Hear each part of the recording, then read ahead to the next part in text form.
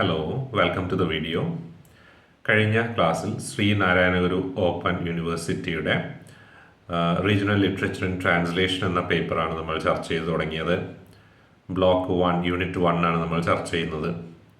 നിരവധി വിദ്യാർത്ഥികളാണ് ഈ ഒരു ബ്ലോക്ക് ചെയ്യണമെന്ന് ആവശ്യപ്പെട്ടിരുന്നത്. അതുകൊണ്ടാണ് നമ്മൾ ഈ ഒരു ബ്ലോക്കായിട്ട് ചെയ്യുന്നത്. സമയം അനുവദിക്കുമെങ്കിൽ തീർച്ചയായിട്ടും ഈ പേപ്പറിലെ മറ്റ് ചാപ്റ്റേഴ്സ് ഡിസ്കസ് ചെയ്യാമെന്ന് കരുതുകയാണ് പരീക്ഷയ്ക്ക് മുൻപായി.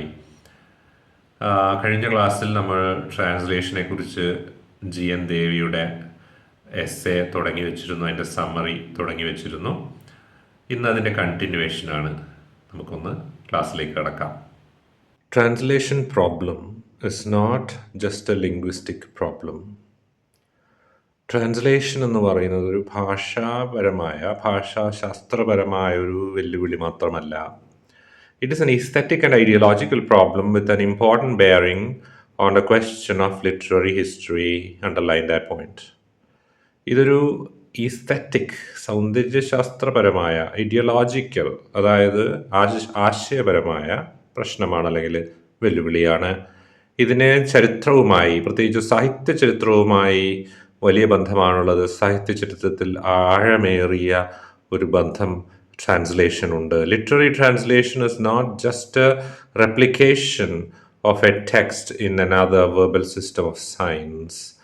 അതായത് ഈ സാഹിത്യകൃതികൾ, ലിറ്റററി ട്രാൻസ്ലേഷൻ വെറും ഒരു റെപ്ലിക്കേഷൻ അല്ല, ഒരു ഭാഷയുള്ള കൃതിയെ മറ്റൊരു ഭാഷയിലേക്ക് കോപ്പി ചെയ്യുന്നത് മാത്രമല്ല എന്നുള്ളതാണ്. It is A replication of an ordered sub system of science within A given language in another corresponding ordered subsystem of science within a related language. ഒരു ഭാഷയിൽ ഉൾക്കൊള്ളുന്ന സബ് സിസ്റ്റം ഓഫ് സയൻസ്, അതായത് പ്രധാന അടയാളങ്ങളുടെ ഒരു system കൂടാതെ ഓരോ ഭാഷയിലും ഉള്ളടങ്ങിയിരിക്കുന്ന രണ്ടാം തരത്തിലുള്ള സബ് സിസ്റ്റം, അടയാളങ്ങളുടെ, ചിഹ്നങ്ങളുടെ ഈ സബ് സിസ്റ്റം, അതിൻ്റെ കൂടി ഒരു തർജ്ജമയാണ്, അതിൻ്റെ കൂടി ഒരു റെപ്ലിക്കയാണ്, അതിൻ്റെ കൂടി ഒരു കൈമാറ്റമാണ് അല്ലെങ്കിൽ ഒരു പരിവർത്തനമാണ് ട്രാൻസ്ലേഷൻ. എന്ന് വെച്ചാൽ എന്താണ്? ലാംഗ്വേജ് നമ്മൾ കഴിഞ്ഞ ക്ലാസ്സിൽ പഠിച്ചു. അക്കോർഡിംഗ് ടു സ്ട്രക്ചറൽ ലിംഗ്വിസ്റ്റിക്സ്, ഇവിടെ ആ റെഫറൻസ് ഉപയോഗിക്കുന്ന സ്ട്രക്ചറൽ ലിംഗ്വിസ്റ്റിക്സ് അനുസരിച്ച് language is a system of signs, right? അപ്പം എന്താണ് സിസ്റ്റം ഓഫ് സയൻസ് എന്ന് പറഞ്ഞാൽ? ഒരു അടയാളങ്ങളുടെ, ചിഹ്നങ്ങളുടെ വ്യവസ്ഥിതിയാണ്. ഈ ചിഹ്നങ്ങൾ കൂടാതെ, അതായത് പ്രധാന ചിഹ്നങ്ങൾ, ഭാഷാപരമായ വാക്കുകൾ അല്ലെങ്കിൽ സെൻറ്റൻസുകൾ, ഇതിനപ്പുറം മറ്റ് സബ് സയൻസും സബ് സിസ്റ്റമായിട്ട് പ്രവർത്തിക്കുന്ന ചിഹ്നങ്ങളുണ്ട്. ഇത് കൂടാതെ സബ് സിസ്റ്റം ഓഫ് സയൻസ് ഉണ്ട്. അത് ഏതാണ് എന്ന് ചോദിച്ചു കഴിഞ്ഞാൽ ഭാഷയോടൊപ്പം കൈമാറ്റം ചെയ്യപ്പെടുന്ന സംസ്കാരം എന്ന് നമുക്ക് വേണമെങ്കിൽ പറയാം, സാംസ്കാരിക തനിമ എന്ന് പറയാം. Translation is not just transposition of significance or signs. Translation എന്ന് പറയുന്നത് ഒരു പ്രത്യേക വാക്കിനെ എടുത്തു മാറ്റി ആ സ്ഥാനത്തേക്ക് വേറൊരു വാക്കിനെ കൊണ്ടുവെക്കുന്ന പരിപാടി മാത്രമല്ല. After the act of translation is over, the original work still remains in its original position. തർജ്ജമ കഴിഞ്ഞാലും യഥാർത്ഥ വർക്ക്, ഒറിജിനൽ വർക്ക് ഒറിജിനലായി തന്നെ തുടരുന്നു. The original work still remains in its original position. യഥാർത്ഥ രചന അല്ലെങ്കിൽ ഒറിജിനൽ വർക്ക്, ഇതിനെയാണോ തർജ്ജമ ചെയ്തത്, നമ്മുടെ സോഴ്സ് ടെക്സ്റ്റ്, ആ സോഴ്സ് ടെക്സ്റ്റിൻ്റെ അതേ പദവിയിൽ തന്നെ ആണ് ടാർഗറ്റ് ടെക്സ്റ്റ് നിലകൊള്ളുന്നത്. അതായത് ഒരു ടെക്സ്റ്റ് തർജ്ജമ ചെയ്താൽ അത് എൻറ്റയർലി പുതിയൊരു ടെക്സ്റ്റ് ആവുകയല്ല, ഓൾറെഡി ഉള്ളതിൻ്റെ തർജ്ജമ എന്നല്ലേ നമ്മൾ പറയാം. Translation is rather an attempted revitalization of the original in another verbal order and temporal space. അതുകൊണ്ട് തന്നെ തർജ്ജമ എന്ന് പറയുന്നത് റീവൈറ്റലൈസേഷൻ ആണ്, പുനരുജ്ജീവിപ്പിക്കലാണ്. ഉദാഹരണത്തിന് ഒരു ചൈനീസ് ഭാഷയിൽ എഴുതിയൊരു പുസ്തകമാണെന്ന് കരുതുക, മലയാളത്തിലേക്ക് മലയാളികളായ നാം അത് വായിക്കുകയാണെന്ന് കരുതുക. നമുക്ക് ആ ടെക്സ്റ്റിന് ഒരു മീനിങ് ഉണ്ടാവില്ല, because we don't know Chinese. അതറിയുന്നവർക്ക് മീനിങ് ഉണ്ടാവും, പക്ഷെ അല്ലാത്തവർക്ക്, നമ്മളെപ്പോലെ സാധാരണക്കാർക്ക് മീനിങ് ഉണ്ടാവില്ല. അപ്പം നമ്മൾ മലയാളത്തിൽ ഈ തർജ്ജമ നമുക്ക് ലഭിക്കുകയാണെന്ന് കരുതുക, അതേ ടെക്സ്റ്റിൻ്റെ തർജ്ജമ, മലയാളം തർജ്ജമ. അപ്പം നമ്മുടെ ചിന്തയിലേക്ക് അല്ലെങ്കിൽ നമ്മുടെ വായനയുടെ തലത്തിലേക്ക് ആ പുതിയ ടെക്സ്റ്റ് പുതിയതായി ജനിക്കുകയാണ്. ആ ചൈനീസ് ടെക്സ്റ്റിന് ഒരു പുതിയ ജന്മം മലയാളത്തിൽ ലഭിക്കുകയാണെന്ന് പറയാം. ഇത്തരത്തിലാണ് റീവൈറ്റലൈസേഷൻ ഉദ്ദേശിക്കുന്നത്.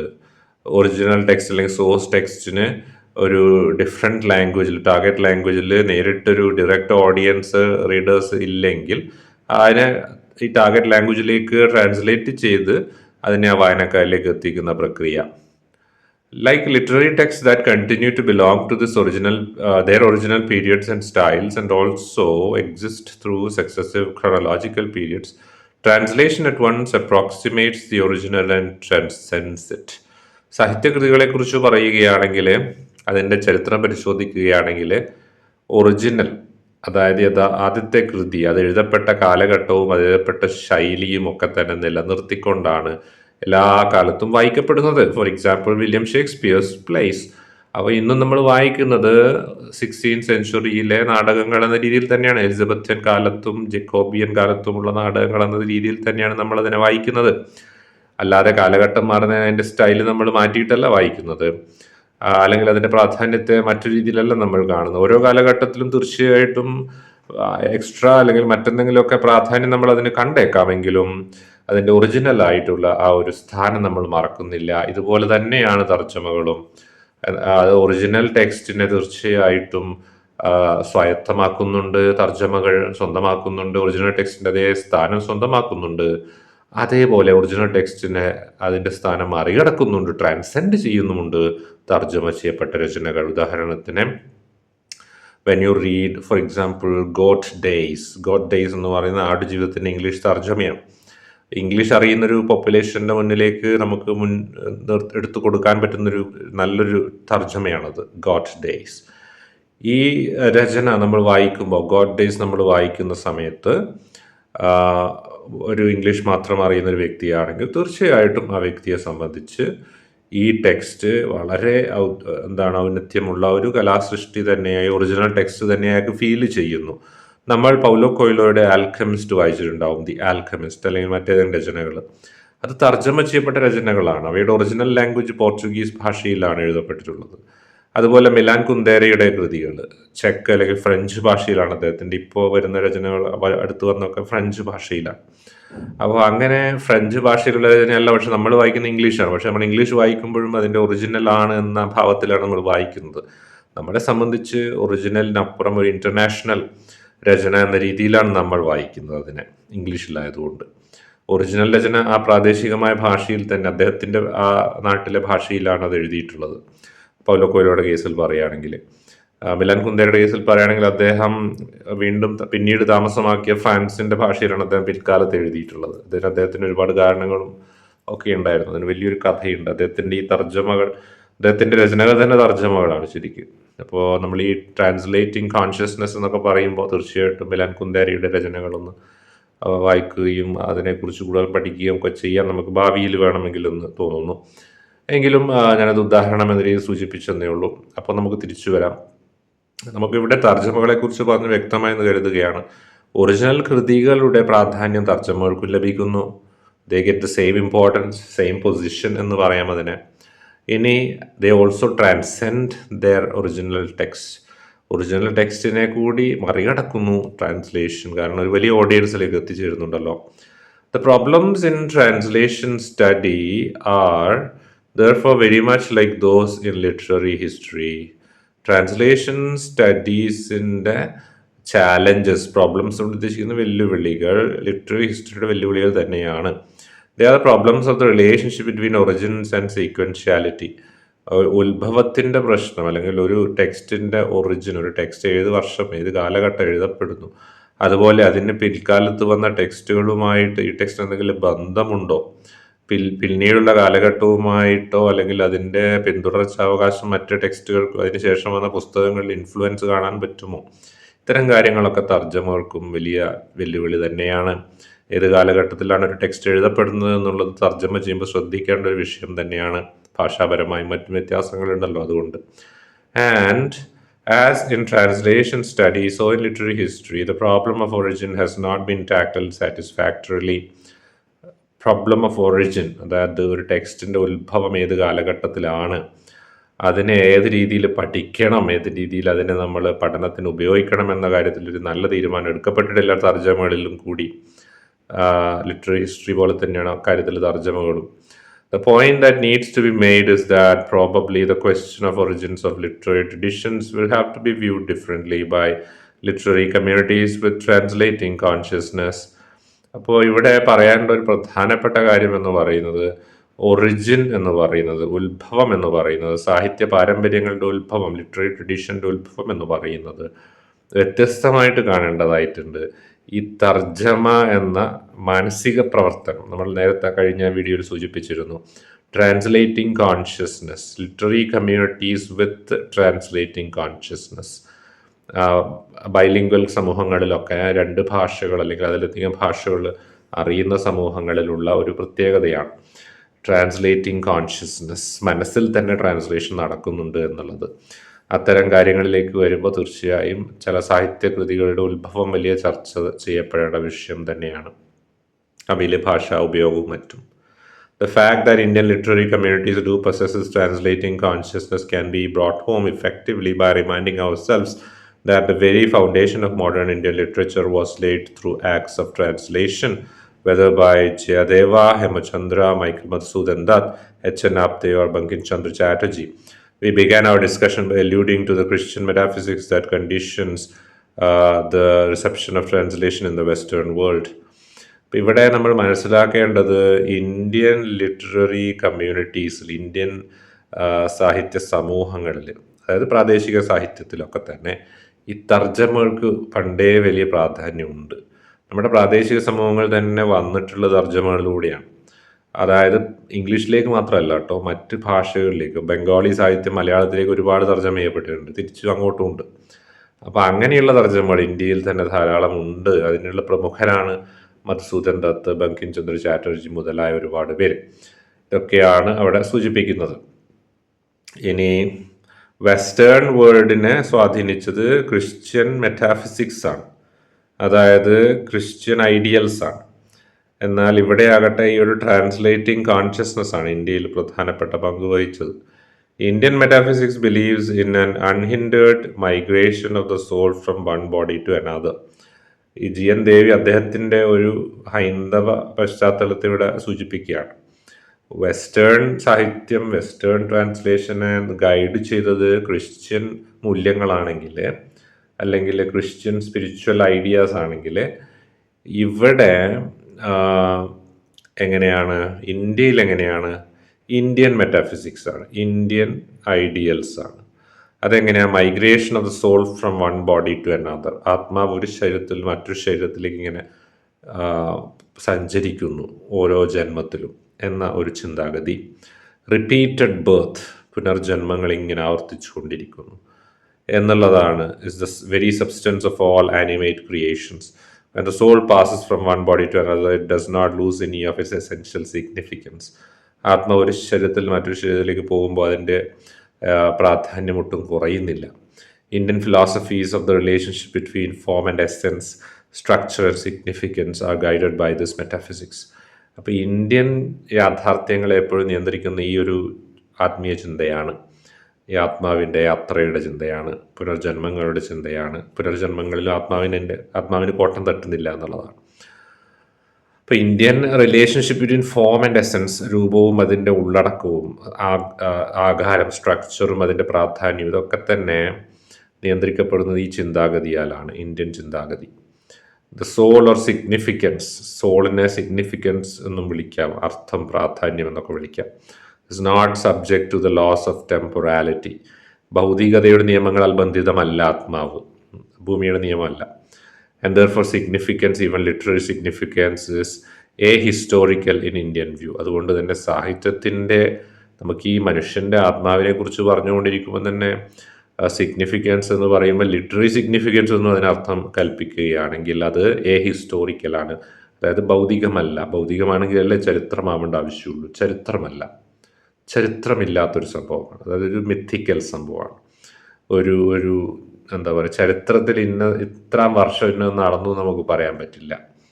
അങ്ങനെ നമുക്ക് ചിന്തിക്കാൻ പറ്റാത്തൊരു സാധനമാണ് ഇന്ത്യൻ കോൺസെപ്റ്റിലുള്ള ആത്മാവെന്ന് പറയുന്ന കോൺസെപ്റ്റ്. ഒരു അബ്സ്ട്രാക്റ്റ് ആയിട്ടുള്ള ഐഡിയ ആണ് എന്നാണ് അതിൻ്റെ അർത്ഥം. സാഹിത്യത്തിൻ്റെ പ്രാധാന്യവും ഇന്ത്യക്കാർ അങ്ങനെയാണ് കാണുന്നത് എന്നാണ് അത് സൂചിപ്പിക്കുന്നത്. എലമെൻറ്റ്സ് ഓഫ് പ്ലോട്ട്, പിന്നെന്താണ് പറയുന്നത്, elements of plot, stories, characters can be used again and again by new generations of writers because Indian literary theory does not lay undue emphasis on originality. Characters, കഥാതന്തുക്കൾ, കഥ തന്നെ വീണ്ടും വീണ്ടും വീണ്ടും വീണ്ടും ഇന്ത്യയിൽ ഉപയോഗിക്കാം. എത്ര തവണ റീമേക്ക് ചെയ്താലും കുഴപ്പമില്ല, എത്ര തവണ റീറൈറ്റ് ചെയ്താലും കുഴപ്പമില്ല. കാരണം എന്താണ്, ഇന്ത്യൻ വായനക്കാർ ഒറിജിനാലിറ്റിക്ക് വലിയ പ്രാധാന്യം കൊടുക്കുന്നില്ല എന്നാണ് പറയുന്നത്. ഒറിജിനാലിറ്റി വിഷയമല്ല. ഒരു ബോഡിയിൽ നിന്ന് ആത്മ മറ്റൊരു ബോഡിയിലേക്ക് ജന്മാന്തരങ്ങൾ ഇങ്ങനെ സഞ്ചരിക്കും എന്ന് പറഞ്ഞ പോലെ, ബോഡി മാറിയാലും ആത്മ ഒന്നാണെന്ന് പറഞ്ഞ പോലെ, എന്താണ്, കഥാപാത്രങ്ങൾ മാറിയാലും കഥ ഒന്നായിരിക്കും. അപ്പം അങ്ങനെയുള്ള വിഷയങ്ങൾ ഇന്ത്യൻ വായനക്കാർക്ക് വിഷയമല്ല എന്നാണ് GN ദേവി പറഞ്ഞു വെക്കുന്നത്. If originality were made a criterion of literary excellence, a majority of Indian classics would fail the test. ഒറിജിനാലിറ്റിയാണ് ക്വാളിറ്റിയുടെ അടിത്തറ എന്ന് നമ്മൾ പറഞ്ഞു കഴിഞ്ഞാൽ ഇന്ത്യയിലെ പല ക്ലാസിക്കുകളും പരാജയപ്പെട്ടു എന്നാണ് പറയുന്നത്. കാരണം അതിന് ഒറിജിനാലിറ്റി ഇല്ല, പലതും റിപ്പറ്റീഷനാണ്, വീണ്ടും വീണ്ടും ആവർത്തിച്ച് പറയുന്ന കഥകൾ തന്നെയാണ്. ഒരേ കഥ തന്നെ വേറൊരു എഴുത്തുകാരൻ വേറൊരു ശൈലിയിൽ എഴുത്തിൽ അവതരിപ്പിക്കുന്നു എന്നുള്ളതാണ്. The true test is the writer's capacity to transform, to translate, to restate, to revitalize the original. Underline. യഥാർത്ഥ കഴിവ് റൈറ്ററിൻ്റെ കപ്പാസിറ്റിയാണ്. എന്തിനുള്ള കപ്പാസിറ്റി? ട്രാൻസ്ഫോം ചെയ്യാൻ, പരിവർത്തനം ചെയ്യാൻ, അല്ലെങ്കിൽ തർജ്ജമ ചെയ്യാൻ, ട്രാൻസ്ലേറ്റ് ചെയ്യാൻ, അല്ലെങ്കിൽ റീസ്റ്റേറ്റ് ചെയ്യാൻ, പുനർനിർവചിക്കാൻ, അല്ലെങ്കിൽ റീവൈറ്റലൈസ് ചെയ്യാൻ, പുനർജീവനം നൽകാൻ ഒറിജിനലിനെ. ഉദാഹരണത്തിന് രാമായണം എന്ന കൃതി തന്നെ എടുക്കുക. ആധ്യാത്മ രാമായണം അതിൻ്റെ മറ്റൊരു ട്രാൻസ്ലേഷനാണെന്ന് പറയാം മലയാളത്തിലേക്ക്. അപ്പോൾ അത് റീവൈറ്റലൈസേഷൻ ഓഫ് ദി ഒറിജിനലാണ്. കഥ സെയിമാണ്, ഒരു വ്യത്യാസമില്ല, പറയുന്ന രീതി വ്യത്യാസപ്പെട്ടിരിക്കുന്നു. അപ്പോൾ അങ്ങനെയുള്ള അതൊരു ഉദാഹരണമായിട്ട് കാണാം ഇവിടെ. And in that sense, Indian literary traditions are essentially traditions of translation. Underline. അങ്ങനെയാണെങ്കിൽ ഇന്ത്യൻ സാഹിത്യ പാരമ്പര്യങ്ങളെല്ലാം തന്നെ തർജ്ജമയുടെ പാരമ്പര്യങ്ങളാണ്. അതിന് ഒറിജിനാലിറ്റി വളരെ കുറവാണ്. ഓരോ കാലഘട്ടത്തിലും പുതിയ ടെക്സ്റ്റുകൾ ഉണ്ടാകുന്നതിന് പകരം ഓൾറെഡി നിലവിലുള്ള ടെക്സ്റ്റിൻ്റെ തന്നെ കോപ്പികളാണ്, അല്ലെങ്കിൽ ട്രാൻസ്ലേഷനാണ്, റീഇറ്ററേഷൻസ് ആണ്, പുനരവതരണങ്ങളാണ്. നമ്മൾ ഇന്നും അത്തരം കൃതികൾ ധാരാളമായിട്ട് കാണാൻ സാധിക്കും വെസ്റ്റിനെ അപേക്ഷിച്ച് ഇന്ത്യയിൽ. ഈവൻ നോവൽ സാഹിത്യം എടുത്തു കഴിഞ്ഞാൽ, കണ്ടംപററി നോവൽ സാഹിത്യം എടുത്തു കഴിഞ്ഞാൽ അതിന് ഈ പറഞ്ഞ മിത്തലോജിക്കൽ റൈറ്റിങ്സ് എന്ന് പറഞ്ഞിട്ടൊരു സെക്ഷൻ ഉണ്ട്, ഇന്ന് ഒരു കാറ്റഗറി, ഒരു ജോണർ ഉണ്ട്. ഈ മിത്തലോജിക്കൽ റൈറ്റിങ്സിൽ എന്ന് പറയുന്നത് മഹാഭാരതത്തിലെ, രാമായണത്തിലെ ഒക്കെ കഥകളിനെ ഇങ്ങനെ ആവർത്തിച്ച് ഓരോ റൈറ്ററും അവൻ്റെതായ ആംഗിളിൽ ഓരോ കഥയെ അവതരിപ്പിക്കുന്നു എന്നുള്ളതാണ്. ഒരേ കഥ തന്നെയാണ്, കഥ എല്ലാം ഒന്ന് തന്നെയാണ്, പക്ഷെ അവയുടെ പുനരാവിഷ്കാരങ്ങൾ വരുന്നു എന്നുള്ളതാണ്. അങ്ങനെ നോക്കുകയാണെങ്കിൽ ഇന്ത്യൻ പാരമ്പര്യം എടുത്തു കഴിഞ്ഞാൽ അതിൽ മുഴുവനുമായിട്ടും സാഹിത്യ പാരമ്പര്യമാണ് സൂചിപ്പിക്കുന്നത്. സാഹിത്യ പാരമ്പര്യത്തിലുടനീളം നമുക്ക് ഇത്തരം പുനരവതരണങ്ങളെയാണ് കാണാൻ സാധിക്കുക. ഇനി പാർട്ട് 1 എന്ന സെക്ഷനിലേക്ക് പോവുകയാണ്. Translation. In India as in the world today, translation is the air we breathe. Translation ശ്വസിക്കുന്ന വായു പോലെയാണ് ഇന്ത്യയിലും ലോകത്തിലെമ്പാടും ഉള്ളതുപോലെ തന്നെ. Not only in its original sense of carrying over translatio, the condition of meaning of the conversion of words into signs, but a ceaseless process whereby we make sense of cultures, languages, institutions and social practices. Translation എന്ന് പറയുന്നത് original, അതിൻ്റെ meaning എന്ന് പറയുന്നത് carrying over എന്നാണ്. ട്രാൻസ്ലേഷ്യോ എന്ന വാക്കിൽ നിന്ന് വരുന്ന വാക്കാണ് ട്രാൻസ്ലേഷൻ, ക്യാരിയിങ് ഓവർ. അതായത് കണ്ടീഷൻ ഓഫ് മീനിങ്, അർത്ഥത്തിൻ്റെ സാഹചര്യത്തെയാണ് ക്യാരി ഓവർ ചെയ്യുന്നത്. Of the conversion of words into signs, വാക്കുകളെ ചിഹ്നങ്ങളായി പരിവർത്തനം ചെയ്യുന്നു, ഈ ഒരു process. But a ceaseless process whereby we make sense of cultures, languages, institutions and social practices. ഇതൊന്നുമല്ലെങ്കിൽ ഇതിനപ്പുറമാണ് ട്രാൻസ്ലേഷൻ. ഒരു സീസ്ലെസ്, ഒരു സ്റ്റോപ്പില്ലാത്ത, സീസ്ലെസ് എന്ന് പറഞ്ഞാൽ അവസാനമില്ലാത്ത, അന്ത്യമില്ലാത്ത, തുടർച്ചയായിട്ട് ഇങ്ങനെ കണ്ടിന്യൂ ചെയ്തുകൊണ്ടിരിക്കുന്നൊരു പ്രക്രിയയാണ്. അതിൽ കൾച്ചർ, ലാംഗ്വേജ്, ഇൻസ്റ്റിറ്റ്യൂഷൻ, സ്ഥാപനങ്ങൾ, സാമൂഹ്യ ആചാരങ്ങൾ, ഇവയൊക്കെ തന്നെ നമ്മൾ മനസ്സിലാക്കാൻ ശ്രമിക്കുന്നു ഇത്തരം ട്രാൻസ്ലേഷൻസിലൂടെ. Yet, while translation studies has flourished as an academic discipline, There has perhaps been insufficient attention to the everyday life of translation as a social necessity and public instrument. Translation studies എന്ന ഒരു പഠന മേഖലയുണ്ടെന്ന് കഴിഞ്ഞ ക്ലാസ്സിൽ സൂചിപ്പിച്ചു ഞാൻ. Translation studies ഒരു പഠന മേഖലയായി പുരോഗമിച്ചപ്പോഴും കൃത്യമായ ശ്രദ്ധ പതിപ്പിക്കപ്പെട്ടില്ല. നിത്യജീവിതത്തിലെ തർജ്ജമകൾക്ക് അതൊരു ആവശ്യകതയായിരുന്നു, സാമൂഹ്യ ആവശ്യകതയാണ്. അതുപോലെ പൊതു ഉപകരണമാണത്, പബ്ലിക് ഇൻസ്ട്രുമെൻ്റ് ആണത്. നമുക്ക് ഇന്ത്യ പോലുള്ള രാജ്യത്ത് പ്രത്യേകിച്ച് തർജ്ജമകൾ ഡെയിലി റിയാലിറ്റിയുടെ ഭാഗമാണ്. ഇംഗ്ലീഷിലേക്ക് ആവണമെന്നില്ല, മറ്റ് ഭാഷകളിലേക്ക് തന്നെ. ഒരു വ്യക്തിയുടെ ഉള്ളിൽ തന്നെ ഈ തർജ്ജമകൾ നടക്കുന്നു എന്നുള്ളതാണ്. The editors of the volume Textual Travels, Theory and Practice of Translation in India, Mini Chandran and Suchitra Mathur, cite Roman Jacobson's distinction between intralingual, interlingual, and intersemiotic translation to conceptualize the diversity of translation today and to indicate their own concerns as academics seeking to intervene in a field that is not for academics alone. ഈ ടെക്സ്റ്റിലെ underline ചെയ്യണം ആ ബുക്കിൻ്റെ പേര്, കാരണം ഇത് വളരെ പ്രധാനപ്പെട്ട ഒരു ബുക്കായിട്ട് GN ദേവ് ഉയർത്തി കാണിക്കുകയാണ്. ടെക്സ്ച്വൽ ട്രാവൽസ് എന്നാണ് ബുക്കിൻ്റെ പേര്. അതിൻ്റെ കൂടെയുള്ള ഒരു ഹെഡിങ് ആണ് theory and practice of translation in India. Mini ചന്ദ്രനും സുചിത്ര മാഥുറുമാണ് അതിൻ്റെ എഴുത്തുകാർ. ഈ ടെക്സ്റ്റിൽ അവർ സൈറ്റ് ചെയ്യുന്നു, എടുത്ത് കാണിക്കുന്നു റോമൻ യക്കോബ്സൺ എന്ന റഷ്യൻ ഫോർമലിസ്റ്റിൻ്റെ ഡെഫിനിഷൻ, അദ്ദേഹത്തിൻ്റെ theory. Distinction between intralingual, interlingual and intersemiotic translation. 3 തരം ട്രാൻസ്ലേഷനെ കുറിച്ച് അദ്ദേഹം പറയുന്നുണ്ട്. ഇൻട്രാലിംഗ്വൽ, ഭാഷയ്ക്ക് ഉള്ളിൽ തന്നെ. ഇന്റർലിംഗ്വൽ, 2 വ്യത്യസ്ത ഭാഷകൾ തമ്മിൽ. ഇന്റർസെമിയോട്ടിക്, 2 വ്യത്യസ്ത ചിഹ്ന വ്യവസ്ഥിതികൾ തമ്മിലുള്ള ട്രാൻസ്ലേഷൻ. ഇത് അവർ ഉപയോഗിക്കുന്നത് എന്തിനാന്ന് വെച്ചാൽ to conceptualise the diversity of translation today. ഇന്നത്തെ കാലത്തെ നിരവധി വ്യത്യസ്ത തരത്തിലുള്ള ട്രാൻസ്ലേഷൻസിൻ്റെ ആ ഡൈവേഴ്സിറ്റി ഉണ്ടല്ലോ, വൈവിധ്യം, അതിനെ കാണിക്കാൻ വേണ്ടിയാണ്.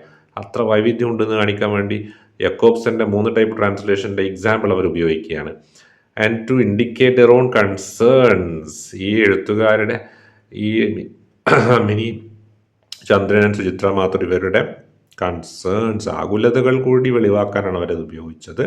പ്രത്യേകിച്ച് ആസ് അക്കാഡമിക്സ്, അതായത് അക്കാഡമിക്സിൽ വർക്ക് ചെയ്യുന്ന അധ്യാപകർ എന്ന രീതിയിൽ തന്നെ. Seeking to intervene in a field that is not for academics alone.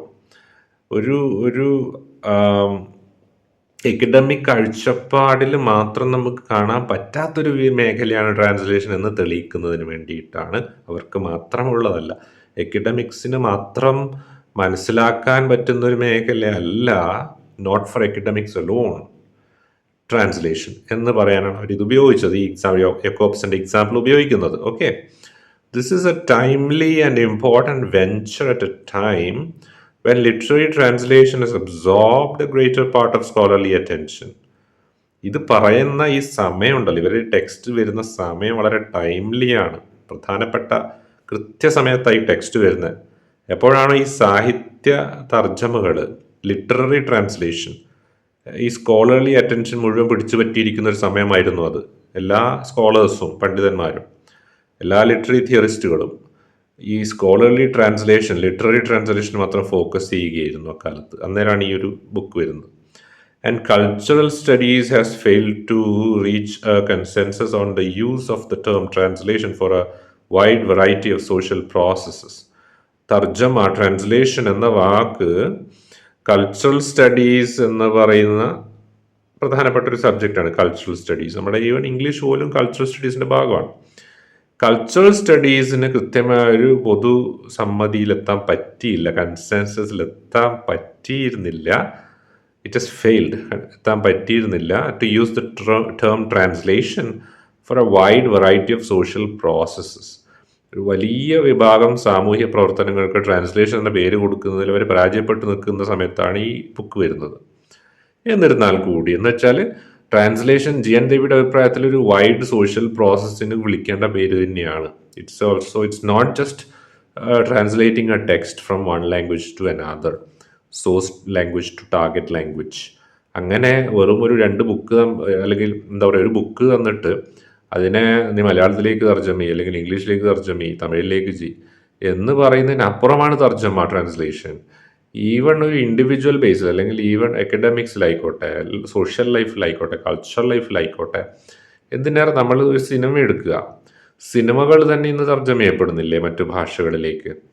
എന്തിനേറെ പറയുന്നു, മലയാള സിനിമ നമ്മൾ മലയാളികൾ കാണുമ്പോൾ ഒരു വ്യക്തിയുടെ മനസ്സിൽ തർജ്ജമകൾ നടക്കുന്നുണ്ടാവില്ലേ? ബാക്ക് ആൻഡ് ഫോർത്ത് ആ കാണുന്ന എക്സ്പീരിയൻസും അവൻ്റെ നിത്യജീവിതവും തമ്മിൽ തർജ്ജമ ഉണ്ടാവില്ലേ? പിന്നെ മാത്രമല്ല, നമ്മൾ വായിക്കുന്ന ഓരോ കഥകളായിക്കോട്ടെ, പുസ്തകങ്ങളായിക്കോട്ടെ, നമ്മുടെ സാഹിത്യ ചരിത്രം എടുത്ത് പരിശോധിക്കുക. നമ്മൾ ഉദാഹരണത്തിന് എഴുത്തച്ഛൻ്റെ അധ്യാത്മരാമായണം നമ്മളൊന്ന് വായിക്കുക, അല്ലെങ്കിൽ അതിനെക്കുറിച്ച് അതിൻ്റെ ചരിത്രം നമ്മൾ പഠിക്കുകയാണെന്ന് കരുതുക. നമ്മുടെ ശ്രദ്ധ ഒബ്വിയസ്ലി രാമായണത്തിലേക്ക് പോകും. അതിൻ്റെ ഒരു തർജ്ജമയാണല്ലോ ഇത്. അപ്പോൾ തർജ്ജമകൾ ഇന്നും ഇന്നലെയും തുടങ്ങിയതല്ല ഇന്ത്യയിൽ. ആ ഒരു ഹിസ്റ്ററിയിലേക്ക് നമ്മൾ ചിന്തിക്കണം. അപ്പോൾ തർജ്ജമ എന്ന് പറയുന്നത് it is part of our culture itself. കാരണം ours is a multilingual society. ഇന്ത്യയിൽ അത്രയും അധികം ഭാഷകളുണ്ട്. ഓരോ സംസ്ഥാനത്ത് ഓരോ ഭാഷയാണ്. എന്ന് വെച്ച് കഴിഞ്ഞാൽ ഭാഷകളുടെ അടിസ്ഥാനത്തിൽ വേർതിരിക്കപ്പെട്ടവരാണ് ഇന്ത്യക്കാർ. എന്നാൽ അത് നമ്മളെ ഒരുമിപ്പിക്കുകയും ചെയ്യുന്നു, ആ വൈവിധ്യം. അപ്പോൾ അത്രയും ഡൈവേഴ്സിറ്റി ഉള്ള ഒരു രാജ്യത്ത് ട്രാൻസ്ലേഷൻ എന്ന വാക്ക് ഒരു ലിറ്റററി ട്രാൻസ്ലേഷൻ എന്ന് മാത്രം ഉപയോഗിക്കാൻ പറ്റില്ല. എന്നാൽ കൾച്ചറൽ സ്റ്റഡീസ് ഇത്തരത്തിലുള്ള ഒരു ശ്രമത്തിൽ പരാജയപ്പെട്ടു പോയി. ട്രാൻസ്ലേഷൻ എന്ന വാക്കിനെ വ്യാപകമായി ഉപയോഗിച്ചില്ല കൾച്ചറൽ സ്റ്റഡീസ് എന്ന് ജി എൻ ദേവിയുടെ കുറ്റപ്പെടുത്തുകയാണ് കൾച്ചറൽ സ്റ്റഡീസിനെ. Yet as Finbar Flood's remarkable book Objects of Translation shows, one can also think of objects, customs, and institutions as carried over from one culture to another and acquiring in this process of transference new layers of social meaning. എന്നാൽ ഫിൻബാർ ഫ്ലഡിൻ്റെ ബുക്കിൽ objects of translation എന്ന ബുക്കിൽ ആ book കാണിച്ചിരുന്നത് one can also think of objects, customs and institutions carried over from one culture to another. ഒരു സംസ്കാരത്തിൽ നിന്നും മറ്റൊരു സംസ്കാരത്തിലേക്ക് വസ്തുക്കളെയും ആചാരങ്ങളെയും സ്ഥാപനങ്ങളെയും ഒക്കെ ക്യാരി ഫോർവേഡ് ചെയ്യാം. ഒരു സംസ്കാരത്തിൽ നിന്ന് തന്നെ മറ്റൊരു സംസ്കാരത്തിലേക്ക് എത്തിക്കാം. അതിലൂടെ പുതിയ അർത്ഥങ്ങളെ ഓരോ സമൂഹത്തിനും കണ്ടെത്താം ത്രൂ ട്രാൻസ്ലേഷൻ. അപ്പോൾ ട്രാൻസ്ലേഷൻ അത്രയും കപ്പാസിറ്റിയും ഉണ്ട് എന്ന് ഈ പുസ്തകത്തിലൂടെ കാണിച്ചു തരികയാണ് ജി എൻ ദേവിയുടെ. അത് റെഫർ ചെയ്തുകൊണ്ട് ഒബ്ജക്ട്സ് ഓഫ് ട്രാൻസ്ലേഷൻ എന്ന ബുക്ക് 2009 ഇറങ്ങിയ ബുക്കിൽ പറയാം. ഉദാഹരണത്തിന് നമ്മുടെ നാട്ടിലില്ലാത്ത ചില ആചാരങ്ങൾ, ചിന്തകൾ, കസ്റ്റംസ്, ഇതൊക്കെ തന്നെ ട്രാൻസ്ലേഷനിലൂടെ മറ്റു നാടുകളിൽ നമ്മുടെ നാട്ടിലേക്ക് എത്തും ഇല്ലേ? ഉദാഹരണത്തിന് കമ്മ്യൂണിസ്റ്റ് ആശയങ്ങൾ, മാർക്സിയൻ ആശയങ്ങൾ കേരളത്തിലുണ്ടായവയാണോ? അല്ല. അത് യൂറോപ്പിൽ നിന്ന് കേരളത്തിലേക്ക് എത്തുന്നത് തർജ്ജമകളിലൂടെയാണ്. ഇംഗ്ലീഷ് തർജ്ജമകളിലൂടെ, മലയാളം തർജ്ജമകളിലൂടെ, അങ്ങനെയൊക്കെയാണ് എത്തുന്നത്. അപ്പം ഇങ്ങനെ നമ്മുടെ നാട്ടിലില്ലാത്ത ആശയങ്ങൾ, സ്ഥാപനങ്ങൾ, ഐഡിയാസ്, ഓബ്ജക്ട്സ് ഒക്കെ നമ്മുടെ നാട്ടിലേക്ക് എത്തും ത്രൂ ട്രാൻസ്ലേഷൻ. ട്രാൻസ്ലേഷൻ നമ്മുടെ നാട്ടിലുള്ള കാര്യങ്ങൾ പുറത്തേക്ക് മറ്റു നാടുകളിലേക്ക് എത്തും. അപ്പം അങ്ങനെ തർജ്ജമകൾക്ക് അങ്ങനെ ഒരു ഹയർ പേർപ്പസ് കൂടി ഉണ്ട് എന്നും ഇവിടെ തെളിയിക്കുകയാണ് ഇതുവഴി ഈ ഒരു ബുക്ക് റെഫർ ചെയ്യുക വഴി ജി എൻ ദേവി ചെയ്യുന്നത്. ഇനി അടുത്തത് എന്താണ് പറയുന്നത് നോക്കാം. അടുത്ത പേജിലേക്ക് നമ്മൾ മാറുകയാണ്. അടുത്ത പേജിൽ എന്താണെന്ന് നോക്കാം. In his famous essay on the different methods of translation, Friedrich Schleiermacher called Everyday Translation the Conversations of the Marketplace. തൻ്റെ പ്രധാനപ്പെട്ട എസ്സേ ആയ on the different methods of translation 1813 ഇറങ്ങിയ ഒരു എസ്സേ ആണ്. ഫ്രെഡറിക് ഷ്ലെയർമാക്കർ പറയുന്നത് ദൈനംദിന തർജ്ജമകൾ എന്ന് പറയുന്നത് മാർക്കറ്റ് പ്ലേസിലെ സംസാരം, ചന്ത സംസ്കാരം പോലെയാണ് എന്നാണ്.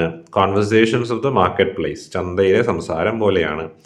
As nations appear to mix in our time to a greater extent than they did before, the marketplace is everywhere, and these are the conversations of the marketplace, whether they are social or literary or political, really do not belong in the translator's domain, but rather in that of the interpreter. അപ്പോൾ G N ദേവി കൂട്ടിച്ചേർക്കുകയാണ്, ഇന്ന് രാജ്യങ്ങളൊക്കെ തന്നെ വളരെയധികം mingle ചെയ്യുന്നുണ്ട്. പണ്ടത്തെ പോലെയല്ല, ഒരുപാട് അടുപ്പം വന്നിരിക്കുന്ന രാജ്യങ്ങൾ തമ്മിൽ, ഇടകലർന്നിരിക്കുന്ന രാജ്യങ്ങൾ തമ്മിൽ ഇടകലരുന്നത് നമുക്കിന്ന് വളരെ വ്യക്തമാണ്. പ്രത്യേകിച്ച് ഇന്നത്തെ ഡിജിറ്റൽ ലോകത്തിൽ എല്ലാ രാജ്യത്തെയും ജനങ്ങൾ പരസ്പരം ഇടകലരുന്നുണ്ട്, സംസാരിക്കുന്നുണ്ട്, പരസ്പരം കമ്മ്യൂണിക്കേറ്റ് ചെയ്യുന്നുണ്ടാവും. ഇതൊക്കെ തന്നെ സൂചിപ്പിക്കുന്നത് നമ്മളുടെ ഈ ശ്രേയമാക്കർ പറഞ്ഞ മാർക്കറ്റ് പ്ലേസ് വലുതാകുന്നു എന്നതിൻ്റെ സൂചനയാണ്. ലോകം മുഴുവൻ ഒരു മാർക്കറ്റ് പ്ലേസായി മാറുന്ന ഒരു കാലഘട്ടമാണിത്. അങ്ങനെയാകുമ്പോൾ നമ്മുടെ ഈ സംസാരങ്ങൾ, കോൺവെർസേഷൻസും വ്യാപകമാകുന്നു, വലുതാകുന്നു. സോഷ്യലാവാം, സാഹിത്യമാവാം, രാഷ്ട്രീയമാവാം, എന്ത് രീതിയിലേക്കും അത് വളരാം എന്നുള്ളതാണ്. അങ്ങനെ എല്ലാ മേഖലകളിലും ഈ സംസാരം എത്തുന്നു.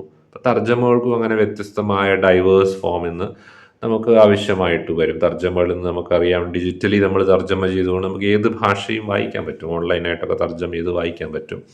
അപ്പം നമ്മുടെ യാഥാർത്ഥ്യങ്ങളെ, ദൈനംദിന യാഥാർത്ഥ്യങ്ങളിലേക്ക് തർജ്ജമകൾ കൂടുതലായി എത്തുന്ന ഒരു കാലഘട്ടം കൂടിയാണിത് എന്ന് സൂചിപ്പിക്കുന്നു. Schleiermacher was dismissive of these translations of the marketplace, preferring to focus on literary translations alone. ഷ്ലേമാക്കർ എന്നാൽ പറഞ്ഞത് മാർക്കറ്റ് പ്ലേസ് കോൺവെർസേഷൻ എന്ന് പറഞ്ഞത് വളരെ തരം താഴ്ത്തിയാണ്. അദ്ദേഹം ലിറ്റററി ട്രാൻസ്ലേഷൻസിനെയാണ് പ്രിഫർ ചെയ്തത്. But globalization and its effects have made such restriction impossible for us today. എന്നാൽ ജയന്തവി പറയാണ്, ഗ്ലോബലൈസേഷൻ നമ്മളെ സംബന്ധിച്ച് ഇന്ന് ഇത്തരമൊരു കാഴ്ചപ്പാടെടുക്കാൻ നമുക്ക് സാധ്യമല്ല ബിക്കോസ് ഓഫ് ഗ്ലോബലൈസേഷൻ. കാരണം ഗ്ലോബലൈസേഷൻ്റെ ഭാഗമായിട്ട് നമുക്ക് ആരെയും ഒഴിവാക്കി നിർത്താൻ പറ്റില്ല എന്നുള്ളതാണ്. അത് human use of language itself produces a world penetrated by the phenomenon of intertextuality, the presence of signs in other signs, texts in other texts, shadows of other meanings possess and inhabit all texts, rendering them always different from themselves. ഇന്നത്തെ ഒരു പ്രത്യേകത, പ്രത്യേകിച്ച് മനുഷ്യഭാഷയുടെ ഒരു പ്രത്യേകത, ആ മനുഷ്യഭാഷയ്ക്ക് ഇൻ്റർ ടെക്സ്ച്വാലിറ്റി എന്ന പ്രതിഭാസം സൃഷ്ടിക്കാൻ സാധിക്കുമെന്നുള്ളതാണ്. ഒരു ടെക്സ്റ്റിനുള്ളിൽ മറ്റൊരു ടെക്സ്റ്റ്, ഒരു വാക്കിനുള്ളിൽ മറ്റൊരു വാക്ക്, ഒരു ഭാഷയ്ക്കുള്ളിൽ മറ്റൊരു ഭാഷ, ഒരു സെറ്റ് ചിഹ്നങ്ങൾക്കുള്ളിൽ മറ്റൊരു സെറ്റ് ചിഹ്നങ്ങൾ. അതാണ് അതിൻ്റെ അർത്ഥം, ഇൻ്റർ ടെക്സ്ച്വാലിറ്റി എന്ന് വെച്ചാൽ. ഉദാഹരണത്തിന് നമ്മളിപ്പോൾ ഒരു സിനിമ ഉദാഹരണം ഞാൻ പറയാം. മോഹൻലാലിൻ്റെ ലൂസിഫർ സിനിമ എൻ്റെ മനസ്സിലേക്ക് പെട്ടെന്ന് ഓർമ്മ വന്നതാണ്. ഈ സിനിമയിൽ അദ്ദേഹത്തിൻ്റെ ഒരു ഡയലോഗുണ്ട്, narcotics is a dirty business. ഈ ഡയലോഗ് ശരിക്ക് അദ്ദേഹത്തിൻ്റെ മറ്റൊരു സിനിമയിലെ സാഗർ അലിയാസ് ജാക്കി എന്ന സിനിമയിലൊരു ഡയലോഗാണെന്നാണ് എൻ്റെ ഓർമ്മ. എന്നാൽ ഇതൊരു റെഫറൻസ് പോലെ ആ സിനിമയിൽ ഇങ്ങനെ ഉപയോഗിച്ചിരിക്കുകയാണ്. ഒരു ജസ്റ്റ് ഒരു രസത്തിന് വേണ്ടിയായിരിക്കണം. ഈ ഒരു സംഗതി ഇൻ്റർടെക്സ്ച്വാലിറ്റി എന്ന് പറയാം. കാരണം ആ പഴയ സിനിമ ഒരു ടെക്സ്റ്റാണ്, പുതിയ സിനിമ മറ്റൊരു ടെക്സ്റ്റാണ്. അപ്പോൾ ഒരു സിനിമയിൽ മറ്റൊരു സിനിമയുടെ എലമെൻറ്റ് കലർന്നിരിക്കുന്നതായിട്ട് കാണാം. ഇങ്ങനെ ഒരു പുസ്തകം എടുക്കുക, അല്ലെങ്കിൽ ഒരു കഥയോ കവിത എന്തെങ്കിലും എടുക്കുക, ഇതിൽ മറ്റ് കഥയിലെ കവിതയിലെ എലമെൻറ്റ്സ് ഉണ്ടെങ്കിൽ അത് ഇൻ്റർടെക്സ്ച്വാലിറ്റി എന്ന് പറയും നമ്മൾ. അതാണ് ഉദ്ദേശിച്ചത്. ഇൻ്റർടെക്സ്ച്വാലിറ്റി വളരെ പ്രധാനപ്പെട്ട ഒരു ലോഡഡ് ടേമാണ്. ഒരുപാട് കോണ്ടെക്സ്റ്റിൽ അതിന് ഉപയോഗിക്കപ്പെടുന്നുണ്ട്. മനുഷ്യഭാഷയുടെ ഒരു പ്രത്യേകതയാണെന്നാണ് ജി.എൻ. ദേവി പറയുന്നത് intertextuality. They are intertextual sites filled with ghosts or visitants from a different cultural order. അങ്ങനെ നോക്കുകയാണെങ്കിൽ ഓൾ ടെക്സ്റ്റ്, എല്ലാ ടെക്സ്റ്റുകളും വ്യത്യസ്തങ്ങളാണ്. അതുപോലെ തന്നെ ഇൻ്റർ ടെക്സ്ച്വൽ സൈറ്റുകളാണ്. ഓരോ ടെക്സ്റ്റും ഇൻ്റർ ടെക്സ്ച്വലാണ്. ഒരു വ്യത്യസ്ത സംസ്കാരത്തിലെ ഗോസ്റ്റുകൾ, പ്രേതങ്ങൾ, അല്ലെങ്കിൽ സന്ദർശകർ, വിസിറ്റൻസ് സന്ദർശിക്കുന്ന ഇടങ്ങളാണ്. അതായത് നമുക്ക് ഒരു ടെക്സ്റ്റ് വായിക്കുമ്പോൾ അതിൽ മറ്റ് സംസ്കാരങ്ങളുടെ പ്രേതങ്ങളെ കാണാം എന്നാണ് അദ്ദേഹം ആലങ്കാരികമായി സൂചിപ്പിക്കുന്നത്. എന്ന് വെച്ചാൽ പ്രേതമുണ്ട് എന്നല്ല, അങ്ങനെയാണ് ഓരോ ടെക്സ്റ്റും ഇൻ്റർ ടെക്സ്ച്വൽ ആയതുകൊണ്ടാണ് അങ്ങനെ അദ്ദേഹം പറയുന്നത്. ഓരോ ടെക്സ്റ്റിലും മറ്റ് ടെക്സ്റ്റുകളിലെ മീനിങ് ഉണ്ടാവും അർത്ഥം. As Walter Benjamin emphasised, Walter Benjamin സൂചിപ്പിച്ച പോലെ, ഒരു മാർക്സിയൻ ക്രിട്ടിക്കാണ്, അദ്ദേഹം സൂചിപ്പിച്ചതുപോലെ, it is important that a translation be recognised as such. ട്രാൻസ്ലേഷനായിട്ട് തന്നെ അംഗീകരിക്കപ്പെടണം എന്ന് പറയുന്നുണ്ട്. All translation is only a somewhat provisional way of coming to terms with the foreigners of languages.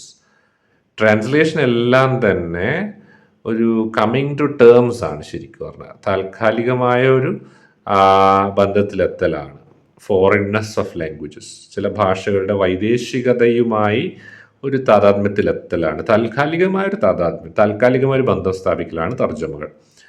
The foreignness of languages, I think it is important for us to hold on to that phrase to ask how translation can both grant autonomy to what is linguistically and culturally other and at the same time make the stranger welcome. ഈ foreigners of ലാംഗ്വേജസിനെ കുറിച്ച് GN Ravi പറയാണ്. അത് നമുക്കൊന്ന് പോയിൻ്റായിട്ട് എടുക്കാം ഇവിടെ. അപ്പോൾ നമ്മളിവിടെ ട്രാൻസ്ലേഷനെ കുറിച്ചാണല്ലോ പറയുന്നത്. അപ്പോൾ ഫോറിനേഴ്സ് ഓഫ് ലാംഗ്വേജ്, ഓരോ ഭാഷയുടെയും വൈദേശികത അല്ലെങ്കിൽ അദറിങ് എന്ന് പറയാം. ഓരോ ഭാഷയും നമ്മളെ നമ്മുടേതല്ലാത്ത ഭാഷ നമ്മളെ സംബന്ധിച്ച് അതറാണ്. ഈ അതർ എന്ന് പറയുന്ന ഭാഷ ട്രാൻസ്ലേഷൻ എന്ന ഒരു പ്രക്രിയയിലൂടെ it can both grant autonomy to what is other and at the same time make a stranger welcome എന്നർത്ഥം. എന്ന് വെച്ചാൽ ട്രാൻസ്ലേഷനിലൂടെ, ഉദാഹരണത്തിന് നമ്മളിപ്പോൾ the Alchemist by Paulo Coelho വായിക്കുകയാണ് ഇൻ ഇംഗ്ലീഷ് ലാംഗ്വേജ് അല്ലെങ്കിൽ ഇൻ മലയാളം ലാംഗ്വേജ്, നമ്മളെ സംബന്ധിച്ച് we must be aware that it is a Portuguese book. പോർച്ചുഗീസിലാണ് എഴുതപ്പെട്ടത്. അപ്പം നമ്മളെ സംബന്ധിച്ച് ആ പോർച്ചുഗീസ് ഭാഷ അതർ ലാംഗ്വേജാണ്, അതറാണ്, നമ്മുടെ ഭാഷയിൽ നമുക്ക് അറിയത്തില്ല, അതർ ഫോറിൻ ഭാഷ. എന്നാൽ ഈ ഭാഷയിൽ എഴുതപ്പെട്ട ബുക്കാകട്ടെ നമ്മുടെ തൊട്ട് മുമ്പിൽ നമ്മളത് വായിക്കുകയാണ്, നമ്മളത് ഇഷ്ടപ്പെടുകയാണ്, എൻജോയ് ചെയ്യുകയാണ്. അപ്പം നമ്മളെ സംബന്ധിച്ച് ആ സ്ട്രേഞ്ചറിനെ, അപരിചിതനെ നമ്മൾ സ്വാഗതം ചെയ്യുകയും ചെയ്യുകയാണ് ത്രൂ ട്രാൻസ്ലേഷൻ. അപ്പോൾ ട്രാൻസ്ലേഷനിലൂടെ ഒരേ സമയം നമ്മൾ മറ്റൊരു ഭാഷയെ അതറാക്കുന്നുണ്ട്. ആ ഭാഷ പഠിച്ചിട്ടല്ല നമ്മൾ ഈ ബുക്ക് വായിക്കുന്നത്, അത് അതർ തന്നെയാണ് നമ്മളെ സംബന്ധിച്ച്. പ്ലസ് ഈ ടെക്സ്റ്റ് നമ്മളെ ഫെമിലിയറായി, നമ്മളെ ഫ്രണ്ട് ആവുകയും ചെയ്തു. അത് നമ്മളൊരു അപരിചിതനെ വെൽക്കം ചെയ്യുകയും ചെയ്യുന്നു. For it is more or less accepted today that the translator's task is not to produce the illusion that the work was originally written in the language of the translation. ഇന്ന് അംഗീകരിക്കപ്പെട്ട ഒരു ഫാക്റ്റാണത്. Translation ഏതു ഭാഷയിലാണോ ചെയ്യുന്നത് ആ ഭാഷയിൽ originally എഴുതപ്പെട്ട ഒരു രചനയാണിത് എന്ന് നമുക്ക് പ്രൂവ് ചെയ്ത് കൊടുക്കേണ്ട അങ്ങനത്തെ ഒരു ചിത്രം ഒരിക്കലും കൊടുക്കരുത്. ഇത് ഒറിജിനൽ ലാംഗ്വേജ് വേറെയാണ്, it is only A translation എന്ന ഒരു ബോധ്യം വായനക്കാരന് ഉണ്ടാവണം. അത് പറഞ്ഞിരിക്കണം തുടക്കത്തിൽ തന്നെ എന്നുള്ളതാണ് ഒരു കാഴ്ചപ്പാട്, പൊതുവിലുള്ള കാഴ്ചപ്പാട്. It is only by recognising difference that translation can live, that it can inhibit the precarious middle ground between languages and cultures. ഈ ഡിഫറൻസിനെ അംഗീകരിച്ചുകൊണ്ട് മാത്രമേ ട്രാൻസ്ലേഷൻ ജീവിക്കാൻ പറ്റൂ, മിഡിൽ ഗ്രൗണ്ടിൽ ജീവിക്കാൻ പറ്റൂ. ഭാഷയുടെയും സംസ്കാരങ്ങളുടെയും ഒക്കെ ഒരു മിഡിൽ ഗ്രൗണ്ട്, അതാണ് തർജ്ജമകളുടെ ഗ്രൗണ്ട് എന്ന് പറയുന്നത്. തർജ്ജമ ചെയ്ത ബുക്ക് ഇതാണ് ഒറിജിനൽ എന്നും പറഞ്ഞിട്ട് നമുക്ക് വായിക്കാൻ പറ്റില്ല, അങ്ങനെ വായിക്കാൻ പാടില്ല. തർജ്ജമയാണെന്ന് തുടക്കത്തിൽ തന്നെ പറഞ്ഞിരിക്കണം. Okay, it is a translation എന്ന് ബോധ്യമായിരിക്കുന്നു. അങ്ങനെയുള്ളൊരു ബോധ്യം കൊടുത്തുകൊണ്ട് വേണം നമ്മൾ വായിക്കാൻ വേണ്ടി. കുട്ടികളൊക്കെയുള്ള ചില പുസ്തകങ്ങൾ ഞാൻ പണ്ട് കണ്ടിട്ടുണ്ട്, കുട്ടികളുടെ പുസ്തകങ്ങൾ, ചിൽഡ്രൻസ് ബുക്സ്, മലയാളത്തിൽ തർജ്ജമ ചെയ്ത് വന്നത്. ചില പുസ്തകങ്ങളെ നല്ല പ്രസാദയുടെ ബുക്സൊന്നും അങ്ങനെയില്ല. ചില ബുക്സൊക്കെ ഒറിജിനൽ വേറെ ഉണ്ടാവുക, അതിൻ്റെ ഒറിജിനൽ വേറെ ആയി, പക്ഷേ അത് നമ്മൾ വായിക്കുന്ന മലയാളമായിരിക്കും. ഈ മലയാളത്തിലുള്ളത് ഒറിജിനൽ അത് തന്നെയാണെന്നുള്ള ഭാവത്തിൽ തർജ്ജമയാണെന്നൊന്നും പരാമർശിക്കാതെ അടിച്ചിറക്കുന്ന ബുക്സ് ഞാൻ കണ്ടിട്ടുണ്ട്. അത് അല്ല ഇവിടെ ഉദ്ദേശിക്കുന്നത്, തർജ്ജമയാണെന്ന് വ്യക്തമായി പറയണം. എന്നാൽ മാത്രമേ ആ ഡിഫറൻസ്, ഒറിജിനൽ വേറെ ഉണ്ട്, തർജ്ജമയാണ്, ആ ഒരു ഡിഫറൻസ് ഫ്രം ദി ഒറിജിനൽ, അതിൽ ആ അണ്ടർസ്റ്റാൻഡിങ്ങിലാണ് ഈ തർജ്ജമകൾ നിലനിൽക്കേണ്ടത്. For if there were no differences, translation would not be necessary. വ്യത്യാസങ്ങളൊന്നും പിന്നെ ട്രാൻസ്ലേഷൻ്റെ ആവശ്യമില്ലല്ലോ. And if translation could obliterate difference it would not be translation. തർജ്ജമ ചെയ്യുമ്പോൾ ആ രണ്ട് ഭാഷകളുടെ സോഴ്സ് ലാംഗ്വേജിൻ്റെയും ടഗൻ ലാംഗ്വേജിൻ്റെയും വ്യത്യാസങ്ങളെ പൂർണ്ണമായും ഇല്ലായ്മ ചെയ്യാൻ തർജ്ജമക്ക് സാധിക്കുകയാണെങ്കിൽ പിന്നെ എന്താ പറയുക, തർജ്ജമകൾ അത്രയും എന്താ പറയുക ഒറിജിനൽ തന്നെയായി മാറും. തർജ്ജമ എന്ന് വിളിക്കാൻ പറ്റില്ല പിന്നെ അല്ലേ. അപ്പോൾ തർജ്ജമ എന്നൊരു ടെക്സ്റ്റ് നമ്മൾ വിളിക്കാൻ കാരണം തന്നെ ആ പേര് നിലനിർത്താൻ കാരണം എന്താണ്, തർജ്ജമ ചെയ്യപ്പെട്ടതിന് ശേഷം ആ ട്രാൻസ്ലേറ്റഡ് ടെക്സ്റ്റ് ഒറിജിനലിൽ നിന്ന് വ്യത്യസ്തമായതുകൊണ്ട് തന്നെയാണ്. ഒറിജിനലിൻ്റെ അതേ ഇക്വാലൻസ്, ഓരോ പദത്തിൻ്റെയും തുല്യമായ പദം ഈ ടാർഗറ്റ് ലാംഗ്വേജിൽ കണ്ടെത്താൻ പറ്റില്ല, ഒരിക്കലും പറ്റില്ല. വ്യത്യാസങ്ങൾ ഉണ്ടാവാം. ഈ വ്യത്യാസങ്ങളെ അക്നോളജ് ചെയ്യണം, നമ്മൾ അംഗീകരിക്കണം. ആ വ്യത്യാസങ്ങൾ അംഗീകരിച്ചുകൊണ്ട് വേണം തർജ്ജമയാണെന്ന് കരുതി വായിക്കാൻ. എല്ലാ പദങ്ങൾക്കും തത്തുല്യമായ ടാർഗറ്റ് ലാംഗ്വേജ് പദങ്ങൾ ഉണ്ടാവില്ല. അപ്പം നമ്മൾ ഈ വായിക്കുന്ന ദി ആൽക്കമിസ്റ്റ് പോലുള്ള അന്യഭാഷാ കൃതികൾ തർജ്ജമ ചെയ്ത് വായിക്കുമ്പോൾ നമ്മൾ മനസ്സിലാക്കും ഒരുപക്ഷെ ആ കൃതിയുടെ മീനിങ്ങും അതിൻ്റെ എസൻസ് ഒക്കെ മറ്റെന്തൊക്കെ ആയിരിക്കും അല്ലേ. നമ്മൾ വായിച്ചതോ മനസ്സിലാക്കിയൊന്നും ആവണമെന്ന് പോലും ഇല്ല. ചെറിയ വ്യത്യാസം ഉണ്ടാവാം ചില ഏരിയാസിലൊക്കെ എന്നുള്ളത് നമ്മൾ ഉൾക്കൊള്ളേണ്ടതായിട്ടുണ്ട്. എങ്കിലും മാർക്കറ്റിംഗ് പർപ്പസിന് ഒബ്വിയസ്ലി ആരും അത് പറയാനൊന്നും പോകുന്നില്ല, പബ്ലിഷേഴ്സും അത് പറയാൻ പോകുന്നില്ല എന്നുള്ളത് മറ്റൊരു യാഥാർത്ഥ്യമാണ്. GN ദേവി അതിവിടെ ഇതുവരെ പറഞ്ഞിട്ടില്ല. മാർക്കറ്റിനെ അദ്ദേഹം ഇവിടെ അഡ്രസ്സ് ചെയ്തിട്ടില്ല ഇതുവരെയായിട്ട്. മാർക്കറ്റ് ലാംഗ്വേജ് എന്ന് പറഞ്ഞു, അത് തീർച്ചയായും മറ്റൊരു കൊട്ടേഷനിൽ അദ്ദേഹം പറഞ്ഞെങ്കിലും യഥാർത്ഥത്തിലുള്ള ഒരു ട്രാൻസ്ലേഷൻ മാർക്കറ്റ് പർപ്പസിന് വേണ്ടി കൂടിയാണ് എഴുതപ്പെടുന്നത്. ലിറ്റററി ട്രാൻസ്ലേഷനെ കുറിച്ച് ഞാൻ പറയുന്നത്. അവിടെ തീർച്ചയായിട്ടും നമ്മൾ മാർക്കറ്റ് പ്ലേസിൻ്റെ ഒരു പൊളിറ്റിക്സ് തീർച്ചയായിട്ടും നമ്മൾ കാണാതിരിക്കാൻ നമുക്ക് പറ്റില്ല. തർജ്ജമകളായിട്ട് വിളിക്കാതിരിക്കുമ്പോഴാണ് കൂടുതൽ ആൾക്കാർ വായിക്കുന്നതെങ്കിൽ തീർച്ചയായിട്ടും അത്തരം കാര്യങ്ങളെ ഹൈഡ് ചെയ്ത് തീർച്ചയായിട്ടും അവതരിപ്പിക്കപ്പെടും എന്നുള്ളതാണ് യാഥാർത്ഥ്യം. Schleiermacher thought that the goal of translating in a way such as the author would have written, Schleiermacher-നെ കുറിച്ച് പറയാണ്, as the author would have written originally in the language of the translation is not only unattainable but is also futile and empty in itself. അതായത് നമ്മൾ translate ചെയ്ത text വായിക്കുന്ന സമയത്ത് എഴുത്തുകാരൻ ഈ ഭാഷയിൽ തന്നെയാണ് എഴുതിയത് എന്ന ഭാവത്തിൽ അങ്ങനെ നമ്മൾ കൊടുക്കുകയാണെങ്കിൽ അത് ഇമ്പോസിബിൾ ആണ്, അത് നടക്കുന്ന കേസല്ല. അതുപോലെ ചിന്തിക്കാൻ തന്നെ പറ്റില്ല, അത് അൺഅറ്റൈനബിൾ ആണ്. അങ്ങനെ നമുക്ക് അത്രയും കൃത്യമായ തുല്യമായ പദങ്ങൾ മറ്റു ഭാഷകളിൽ കണ്ടെത്തുക, തർജ്ജമ ചെയ്യുക എന്നുള്ളത് ഇമ്പോസിബിൾ ആണെന്ന് അദ്ദേഹം സൂചിപ്പിക്കുകയാണ്, ഷ്ലൈമാക്കർ പറയുന്നത് സൂചിപ്പിക്കുകയാണ്. For whoever recognizes the creative power of language as it is one with the character of the nation must also concede that for each of the greatest authors his whole knowledge as also the possibility of expressing it is formed in and through language. ഭാഷ രാജ്യത്തിൻ്റെ സ്വഭാവം വിളിച്ചോതുന്ന ഒന്നാണ്. അതുകൊണ്ട് തന്നെ ഓരോ ഭാഷയുടെയും പ്രത്യേകതയാണ് ഓരോ കൃതിയുടെ സവിശേഷതയായിട്ട് പുറത്തു വരുന്നത്. അത് നമ്മൾ മനസ്സിലാക്കണം. ഓരോ ഭാഷയും കൃതിയുടെ സ്വഭാവത്തെ സ്വാധീനിക്കുന്നുണ്ട്. For the 19th century philosopher, this assumption is premised upon the notion of a mother tongue as it is upon the idea of the nation. ഈ 19ാം നൂറ്റാണ്ടിലെ ഫിലോസഫർ ഷ്ലെയ്മാക്കർ സൂചിപ്പിക്കുന്നത് മദർ ടങ് എന്ന ആശയത്തിലാണ്, അതുപോലെ തന്നെ നേഷൻ എന്ന ആശയത്തിൻ്റെ അടിത്തറയിൽ നിന്നുകൊണ്ടാണ്, രാജ്യവും അതിൻ്റെ ഭാഷയും. But both notions are under attack today. എന്നാൽ ഇന്ന് ഈ രണ്ട് ആശയങ്ങളും ആക്രമിക്കപ്പെട്ടുകൊണ്ടിരിക്കുന്ന ആശയങ്ങളാണ്, രാജ്യം എന്ന ആശയവും അതുപോലെ തന്നെ മാതൃഭാഷ എന്ന ആശയവും. And have never been comfortable assumptions in India. ഇന്ത്യയിൽ രണ്ടും കംഫർട്ടബിൾ അല്ലാത്ത കാര്യങ്ങളാണ്.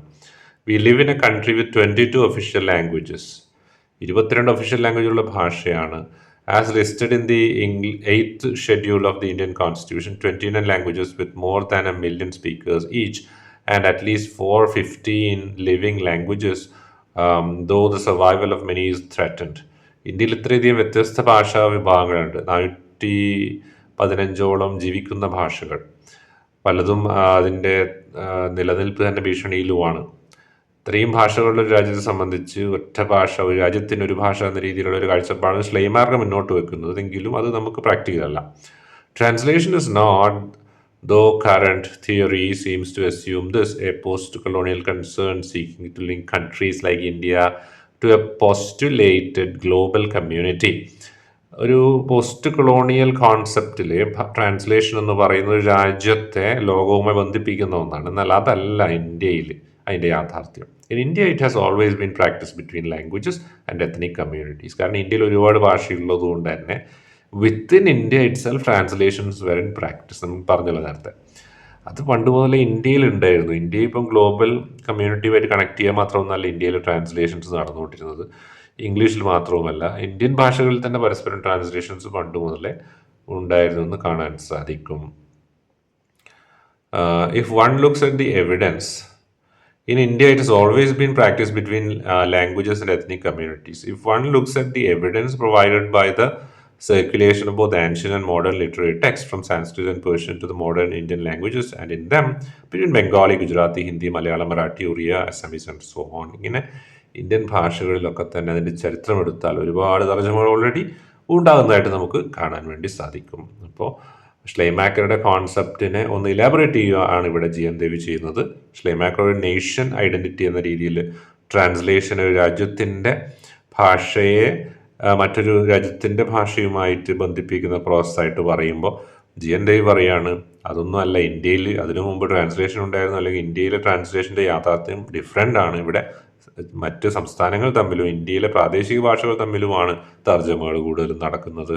അത്തരം തർജ്ജമകൾ ഇവിടെ ഒരു യാഥാർത്ഥ്യമാണ് എന്ന രീതിയിലാണ് ജി.എൻ. ദേവ് ഇവിടെ സൂചിപ്പിക്കുന്നത്. എന്ന് വെച്ചാൽ ഒരു രാജ്യത്തിൻ്റെ ഭാഷ തന്നെ അതേ രാജ്യത്തിൻ്റെ മറ്റൊരു ഭാഷയായിട്ട് തർജ്ജമ ചെയ്യപ്പെടുന്നു.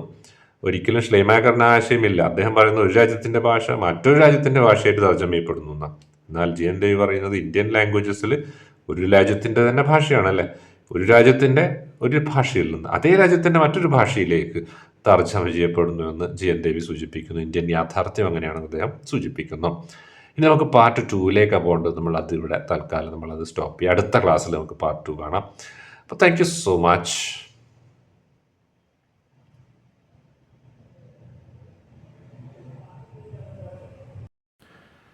ക്ലാസ് എല്ലാവരും കണ്ടല്ലോ. നിങ്ങൾക്കുള്ള സംശയങ്ങൾ കമൻറ്റ് രൂപത്തിൽ നിങ്ങൾക്ക് രേഖപ്പെടുത്താവുന്നതാണ്. ക്ലാസ് മനസ്സിലായി എന്ന് കരുതുന്നു, വ്യക്തമായി എന്ന് കരുതുകയാണ്. പ്രധാനപ്പെട്ട പോയിന്റുകളൊക്കെ തന്നെ ലെക്ചർ നോട്ട് എഴുതി വെക്കാൻ ഞാൻ പ്രത്യേകം ഓർമ്മിപ്പിക്കുകയാണ്. വലിയൊരു എസ്സേ ആണിത്, നിരവധി പേജുകളുണ്ട്. അതുകൊണ്ട് തന്നെ മാത്രമല്ല ഒരു ഹൈലി ഡെൻസായ തിയറിറ്റിക്കലായ ഒരു എസ്സേ ആണ്. സോ തീർച്ചയായിട്ടും ഓർമ്മ നിങ്ങൾക്ക് ഉണ്ടാവണം പ്രധാനപ്പെട്ട പോയിന്റ്സ് ഒക്കെ തന്നെ. അതുകൊണ്ട് അത്തരം കാര്യങ്ങളൊന്ന് ലെക്ചർ നോട്ട് എഴുതി വെക്കണമെന്ന് ഞാൻ ഓർമ്മിപ്പിക്കുകയാണ്. അതുപോലെ ഓർമ്മിക്കേണ്ട മറ്റൊരു കാര്യം, പഠനത്തിന് ബുദ്ധിമുട്ട് നേരിടുന്ന വിദ്യാർത്ഥികളിലേക്ക്, പഠിക്കാൻ വായിക്കാൻ ബുദ്ധിമുട്ടുള്ള ലേണിംഗ് പ്രോബ്ലംസ് ഉള്ളവരിലേക്കൊക്കെ ഈ വീഡിയോ നിങ്ങൾ ഷെയർ ചെയ്യുക. അത്തരക്കാർക്ക് വലിയ ഉപകാരമായിരിക്കുമെന്ന് കരുതിയിട്ടാണ് ഈ വീഡിയോ ചെയ്യുന്നത്. പിന്നെ പ്രത്യേകമായിട്ട് എടുത്തു പറയുകയാണ്, സബ്സ്ക്രൈബ് ചെയ്യാത്തവർ സബ്സ്ക്രൈബ് ചെയ്യുക, ലൈക്ക് ചെയ്യുക, ഷെയർ ചെയ്യുക. ഈ ഒരു ചാനലിലൂടെ വിദ്യാർത്ഥികൾക്ക് ഉപകാരപ്രദമായ എഡ്യൂക്കേഷണൽ കോണ്ടൻ്റ് ആണ് പ്രൊവൈഡ് ചെയ്യുന്നത്. അപ്പോൾ പരമാവധി വ്യക്തികളിലേക്ക്, പരമാവധി ആളുകളിലേക്ക് എത്തിക്കാൻ നിങ്ങൾ ശ്രമിക്കുമെന്ന് കരുതുന്നു. തുടർന്ന് അടുത്ത ക്ലാസ്സിൽ നമുക്ക് നെക്സ്റ്റ് ഇതിൻ്റെ കണ്ടിന്യൂവേഷനിലേക്ക് നമുക്ക് പോകാം. Thank you so much. Have a great time. God bless you. By.